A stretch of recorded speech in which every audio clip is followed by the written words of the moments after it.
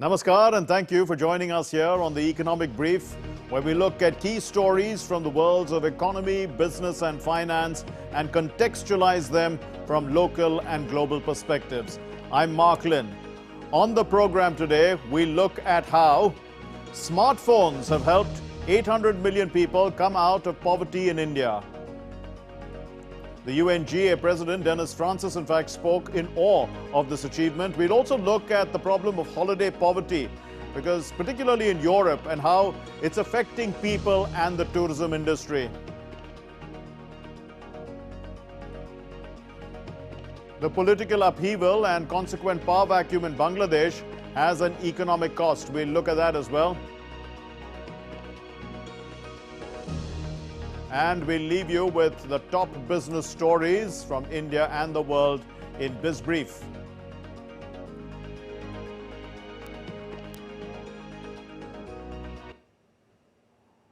But first, we look at how India has helped 800 million people overcome poverty through smartphones.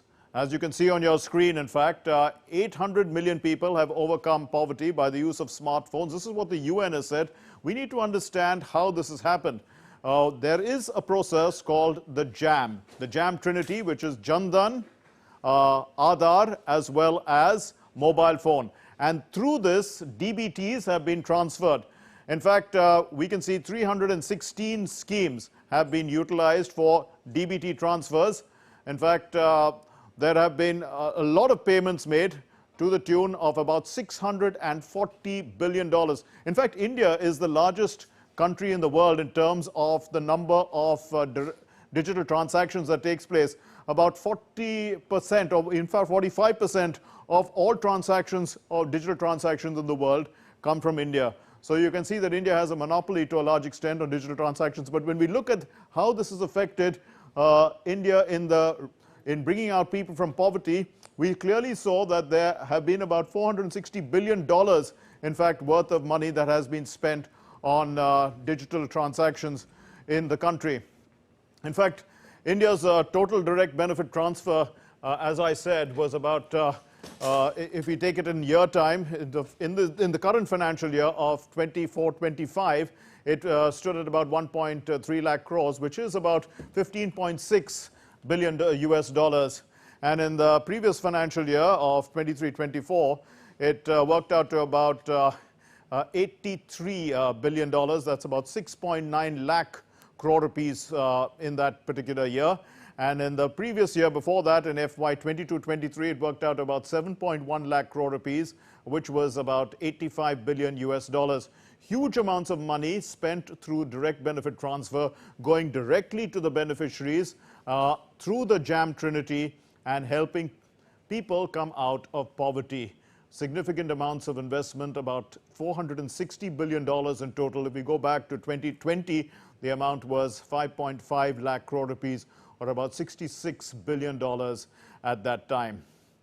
In fact, let's put this into context, because I did say that this is what the United Nations had said, but it's the United Nations General Assembly President Dennis Francis, who hails from Trinidad and Tobago, who had this to say about India's digital public infrastructure. Let's listen to what he said. Rural farmers in India who never had a relationship with the banking system are now able to transact all their businesses on their smartphone. They pay their bills, they receive payment for orders. 800 million people lifted out of poverty, because there's a high level of internet penetration in India. Almost everyone has a cell phone. That is not the case in many parts of the global. And about 10 months ago, in fact, Bharati Enterprises' chairman, Sunil Bharati Mittal, whose company we know, Airtel, has played a major role actually in expanding India's smartphone penetration, had this to say at the India Mobile Congress last year. We were truly inspired when you made the clarion call for all of us to lift our game and support the Digital India's vision.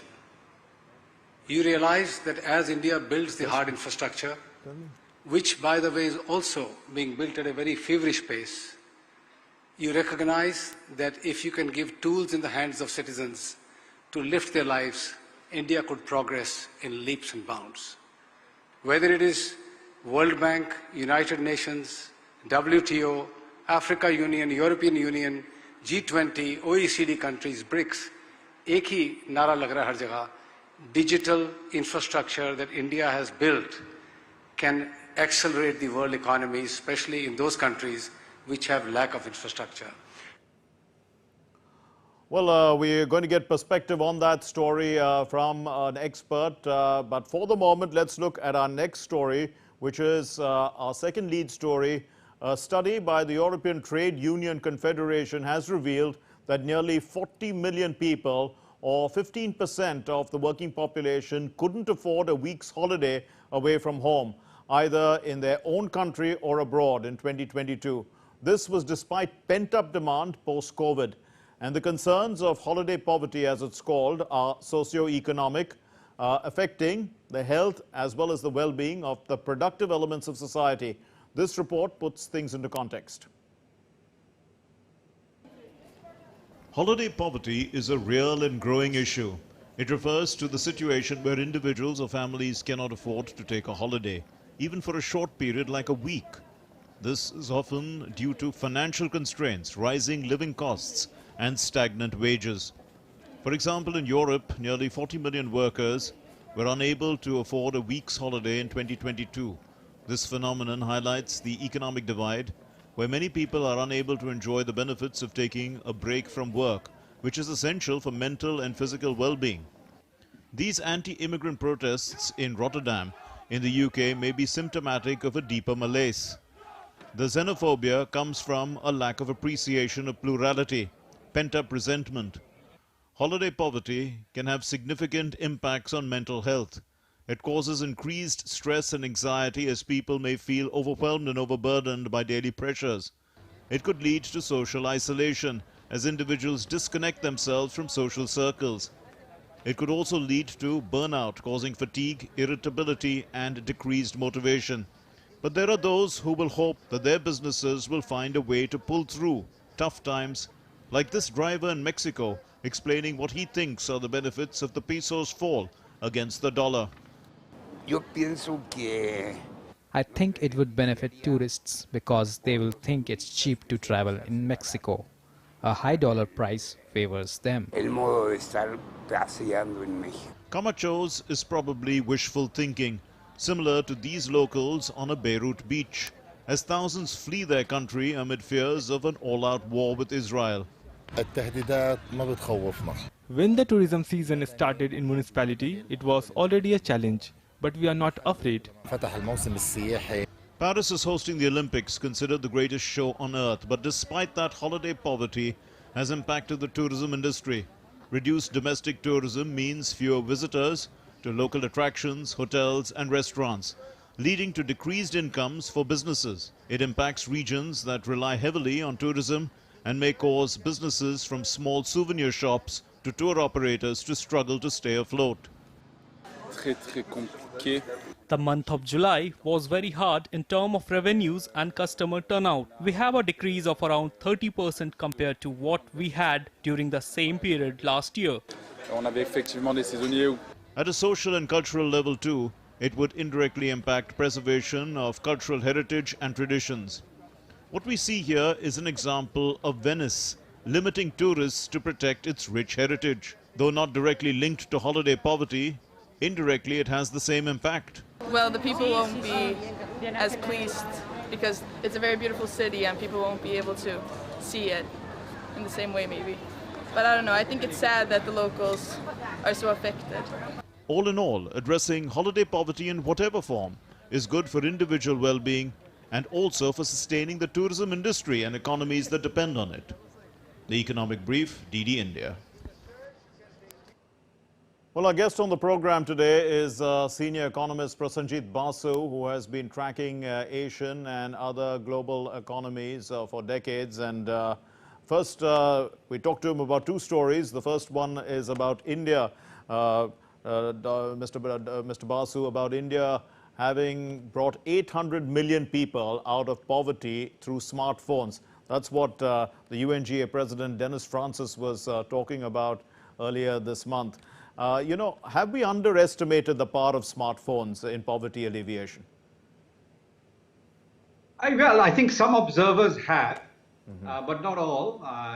You know, Surjit Bhalla, the former executive director at the IMF, wrote a paper demonstrating that that absolute poverty has declined sharply, perhaps to as low as 2%. And one of the major factors is not just the smartphone, but the jam trinity. Yes. And what that has done is basically that it has enabled direct benefit transfers to the poorest of the poor.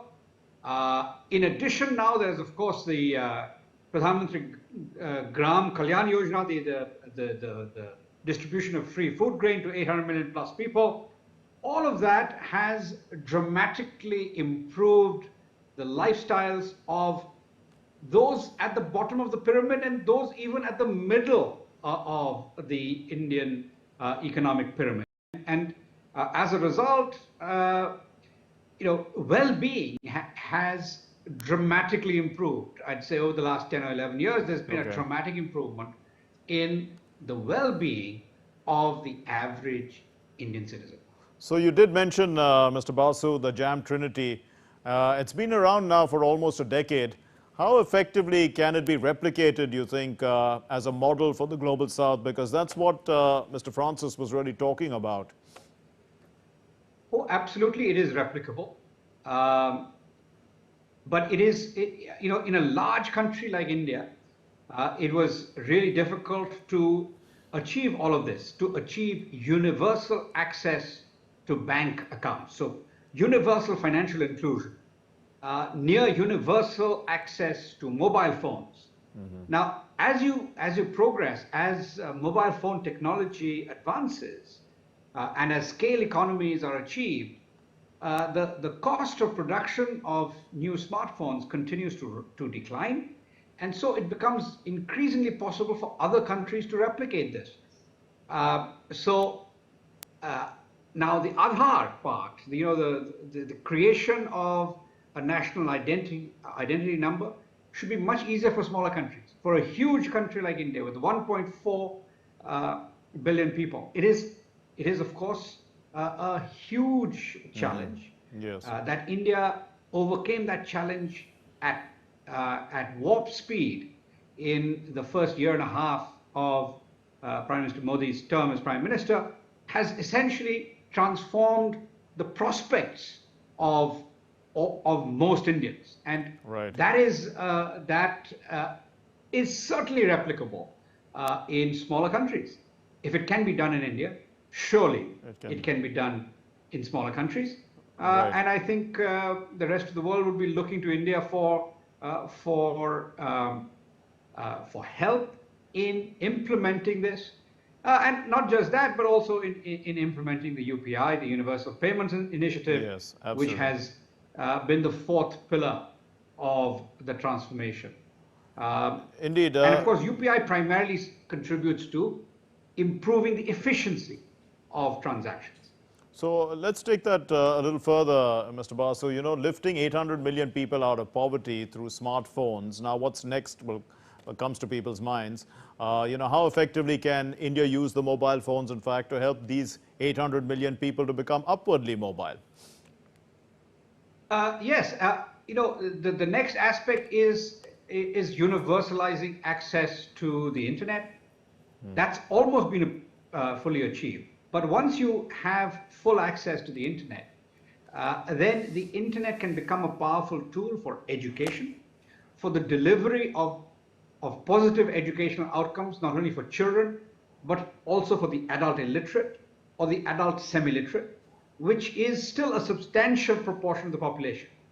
And, you know, I lived in Singapore for 25 years, and Singapore, although it is a developed country, still has some adult semi-literates. So, you know, when countries develop rapidly, this is, you know, there are legacy challenges that continue to exist.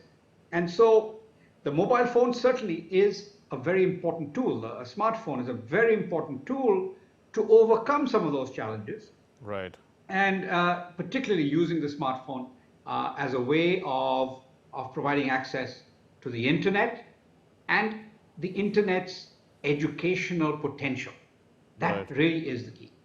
Our second story, Mr. Basu, is about holiday poverty, about how, largely in Europe, in fact, most people, about 40 million people, in fact, were not able to find the time or the money to go on holidays. Is this holiday poverty temporary, something like a trade cycle? Well, in Europe and the US, perhaps it is.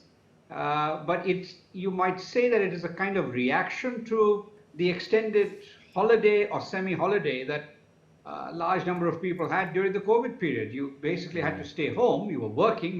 Most people were working from home, but it in some ways was also an enforced holiday. It didn't feel like one, of course, because there was a scare factor, etc. So in the aftermath, and the data that you refer to is 2022 data, really the first post-COVID year.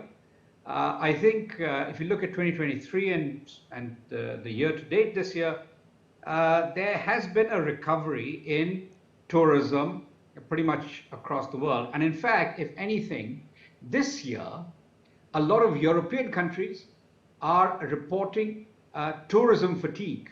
Places like Greece, Italy, Rome, Florence, Venice, etc., London, they are reporting that there is a bit of a backlash from domestic residents to the enormous amount of perhaps revenge tourism that is occurring in the post-COVID period. So 2022 was a year when there was perhaps a poverty of holidays or vacation poverty.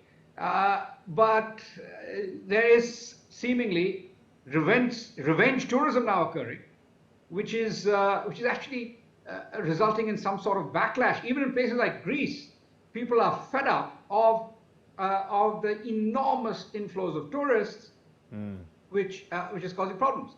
So I think in our country as well, you go across India, you find that in major tourist destinations, there's a tremendous press of people, and this is now a kind of global phenomenon.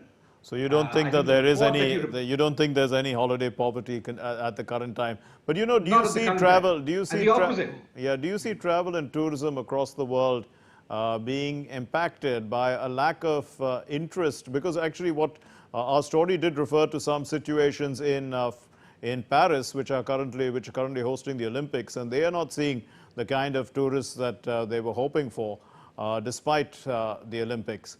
And also there is the temperature problem in various parts of Europe. It's too hot. That's also affected some.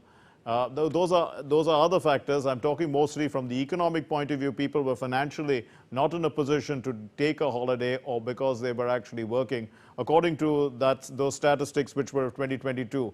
But do you think, it could have an impact across the world, because people are generally working too hard these days?